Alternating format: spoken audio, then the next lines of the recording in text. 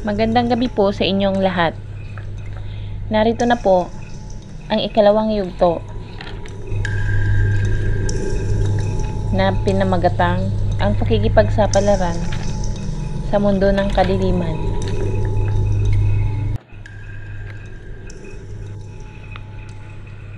Habang naglalakad ang magkaibigan pauwi, ay nakita nila ang magandang babae sa daan at hirap na hirap sa pagbitbit ng maleta. Kaya nagmamadaling tumakbo ang dalawa para tulungan ito. At inihatid na nila ang magandang babae sa tirahan nito sa dulong bahagi ng kakahuyan ng baryo Matahimik. At nang malapit na sila sa kubo, ay biglang kinabahan si Jason at parang nanlamig sapagkat parang ganito ang nasa panaginip niya. Hanggang sa makarating na sila sa kubo ng magandang babae, ay tulala pa din ito at walang imik. Aling maganda, dito pala kayo nakatira? Sabi ni Abel. Kararating ko lang galing sa ibang bansa dahil katatapos lang ng libing ng lola ko. At bago nalagutan ng hininga ay ibinili niya sa akin ang kanyang lupain dito sa dulong bahagi nitong baryo Matahimik. Di ko alam na kubo lamang pala ang bahay na iniwan niya dito. Ako pa lang ang nandito, nasa ibang lugar ang iba ko pang kamag-anak. Ano nga palang pangalan nyo? Ako nga po pala si Abel at siya naman ang best friend kong si Jason. Taga dyan lang kami sa sentro nitong baryo Matahimik.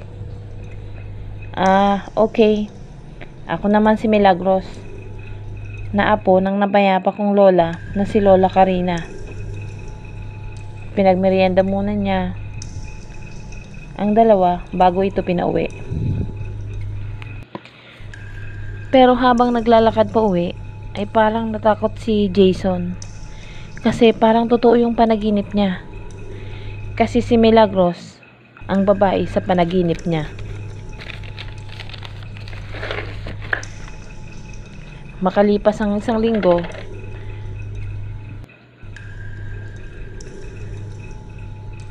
ay nagkakagulo na sa baryo Matahimik sapagkat madami ng hayop ang natatagpo ang patay at wala na ang mga lamang loob at tuyot na rin.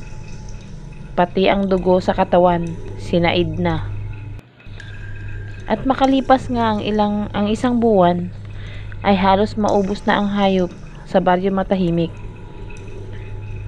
At isang gabing bilog ang buwan, ay may nagiinuman sa kanto. Mga lasing na ito. At bigla ay napaihi si Cardo at sumuot sa sagingan.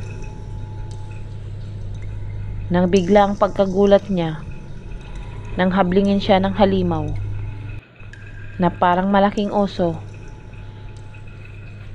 Kaya hindi na ito nakaimik. At nang biglang dukutin ng halimaw ang kanyang puso dahil sa matatalas nitong kuko, ay walang hirap na nadukot ito. Pati na ang ibang laman loob ni Cardo. Sinipsip na rin ng dugo mula sa liig nito at mabilis na tumakbo ang halimaw sa kakahuyan at nawala sa kadiliman ng gabi. Samantala ay nag-alisa na ang mga kainuman ni Cardo ay di pa ito bumabalik. Kinaumagahan nga ay pinagkakaguluhan na nito ang karumal-dumal na sinapit ni Cardo at di iyon nalingid sa magkaibigan at umiinit ang kanilang pakiramdam. Nagsimula na silang magplano, pati na ang kanilang barangay kapitan na bumuo na ng grupo upang magronda Sa kubo naman ni Milagros ay walang mapaglagyan ang kasiyahan dahil sa wakas ay naiganti na niya ang kanyang anak kay Cardo dahil si Cardo ang dahilan ng pagpapakamatay ni Rosa na anak ni Aling Karina. Laking pasasalamat niya sa kapangyarihang ibinigay sa kanya ng hari ng kulto na inaniban niya noong siya ay nasa Roma pa, at tinulungan siya nitong isanla ang kaluluwa sa dyablo na siya ngayong dahilan upang maghasik siya ng lagim. At dahil sa pag-inom niya ng sariwang dugo ay nananatili ang kabataan niya at napagkakamalan siyang dalaga sa kabataan at kagandahan niya. Nakatulog siyang may ngiti sa labi. At habang nag-uusap ang magkaibigan sa kubo na ginawa nila para sa matanda, ay sinabi ni Jason ang panaginip niya at ang kutob niya sa dalagang si Milagros. Kaya naman nagdesisyon sila na pagmanman sa kubo ni Milagros. Jason, iba din ang nararamdaman ko sa katawan. Umiinit, parang may kumukulo sa tiyan ko. Ako din, Abel. Kaya dapat na nating gawin ang ating trabaho para hindi na madagdagan ang biktima ng asbo na yan. Tama. Kaya mamayang gabi, bilog ang buwan, dapat na tayong maghanda. At nang sumapit na nga ang gabi, nandoon na sila sa kubo, nagmamanman. Sa kubo naman ni Milagros ay unti-unti na nagbabago ang anyo nito hanggang sa tuluyan na itong naging isang halimaw o asbo. Para siyang oso na mukhang aso. May matatalim na ngipin at tumutulo na ang laway nito na parang gutom na gutom. At mabilis itong tumakbo sa kakahuyan. Samantala, ang mga tao naman ay may dalang sulo at ang mga armas na bitbit para hanapin ang asbo sa kakahuyan. Nagkasalisi naman ang mga ito at ang asbo. Yung asbo ay nakarating na sa kabahayan. At dahil sa walang makitang tao sa labas ng bahay, ay sinira nito ang dingding na sawali at walang awang hinabling ang natutulog na buntis, at mabilis nitong inatake ang biktima.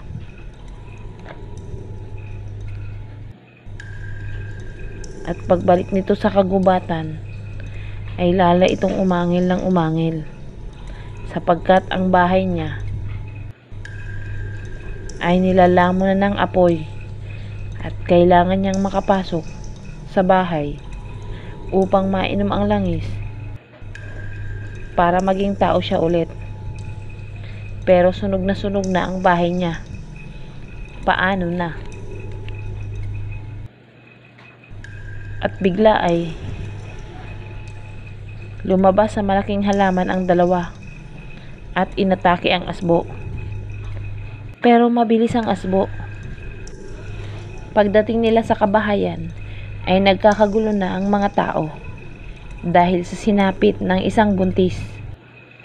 Kaya't lalong nagalit ang mga tao, lalong-lalo na si Abel at si Jason. Kasi tiyahin ito yung buntis na nabiktima ng asbo. Kaya't sa galit ni Abel ay tumakbo siya sa kakahuyan para tapusin na ang asbo.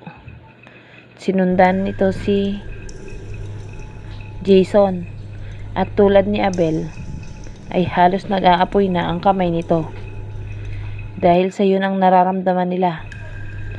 Kaya hinalugog nila ang kagubatan hanggang sa nakita nila ang yungib kung saan nagtatago ang asbo. Kaya naman pinasok nila ang yungib at nasilaw ang halimaw dahil nakalutang ang magkaibigan habang hawak ang bolang apoy. Kaya naman, mabilis nitong sinugod ang dalawa hanggang sa ipukol nito ang bolang apoy. Ya, ito ang para sa'yo. Nakailag ang asbo, pero hindi ito nakailag sa bolang apoy ni Jason. Nasa pool nito ang hita ng asbo.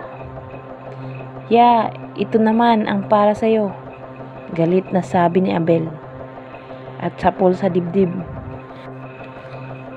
Hanggang sa masunog ito at mapatay,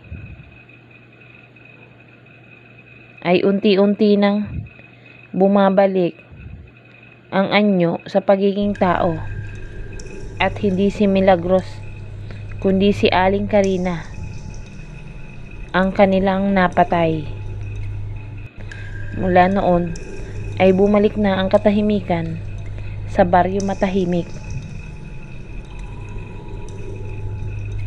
Mga kaibigan, abangan po natin sa susunod na kabanata ang isang kwento ng pakikipagsapalaran sa mundo ng kadiliman. Maraming salamat po.